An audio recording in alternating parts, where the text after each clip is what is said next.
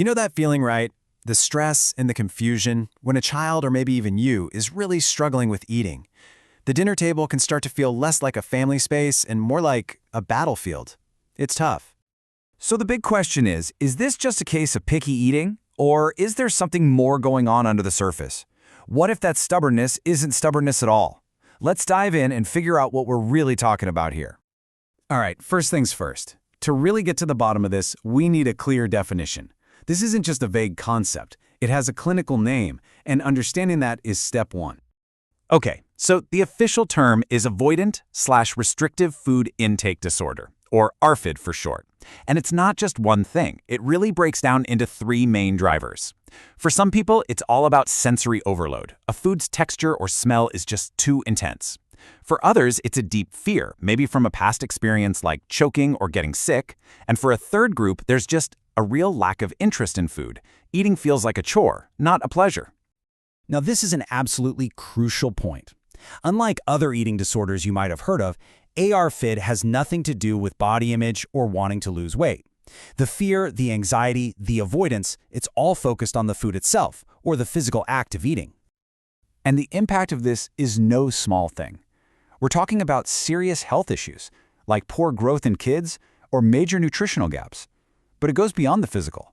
Imagine how stressful it is to not be able to eat at a birthday party or go out for a meal with friends. It really affects a person's entire social world. And that brings us to the real engine driving all of this, the part that's often completely invisible from the outside. We're talking about anxiety. This piece of research from Duke University is a total game changer, especially for parents. That argument over dinner, that's not defiance. It could be their fight response. That silly joke to change the subject, that's flight. And just shutting down, saying, I don't know, that's freeze. It's a survival instinct kicking in because of a very real, very powerful fear. So how common is this hidden fear? Well, the research found a number that's pretty staggering. 91% of kids showing symptoms of ARFID also reported having fears directly related to food. Let that sink in. That's more than 9 out of 10. But here's the kicker, and this is where it all clicks into place. While 91% of kids felt that fear, only about 26% of their parents actually knew it was happening. And that gap, that massive gap, shows you exactly why we call this a hidden anxiety. Kids often don't have the words to say, I'm scared of this food, so they act it out, and it's so easy to mistake for something else. So this leads us into this really powerful cycle. Because, weirdly enough, the very thing people do to cope with the fear, avoiding the food, is actually what makes the fear grow stronger.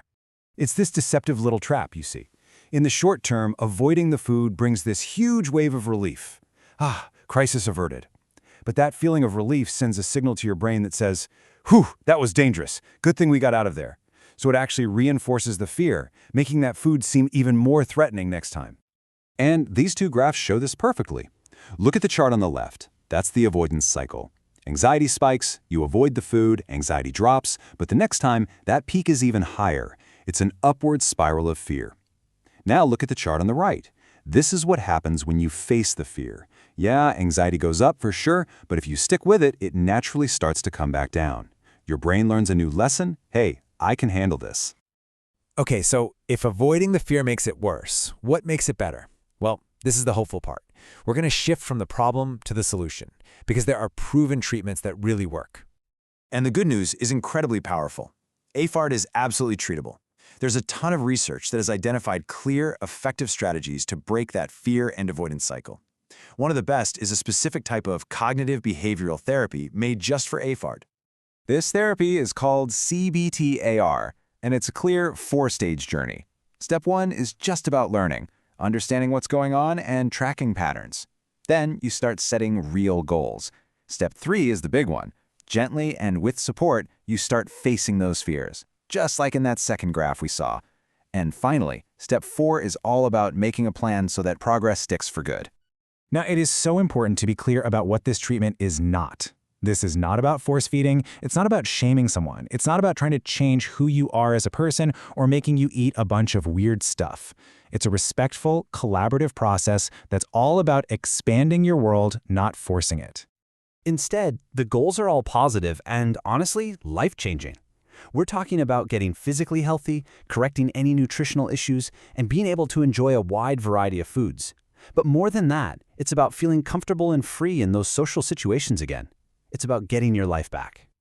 So let's bring this all together. What does this mean for you or for someone you care about who's going through this? It means there is a clear path forward. If you take away just one thing today, please let it be this. Food aversion, or ARFID, is a very real, anxiety-driven condition. It is not a choice, it is not a character flaw, and with the right kind of support, recovery isn't just some far-off hope, it's the expected outcome. And if any of this is really resonating with you, if this story feels familiar, there are experts who can help. A place like Edward Jenny & Associates specializes in exactly this kind of work. They use the proven, evidence-based treatments we've talked about to guide people onto that path to recovery. So I'll just leave you with this final thought. That cycle of fear and avoidance, I know it can feel so powerful, so impossible to break. But what if the very first step, the one that could change everything, is as simple as starting one conversation?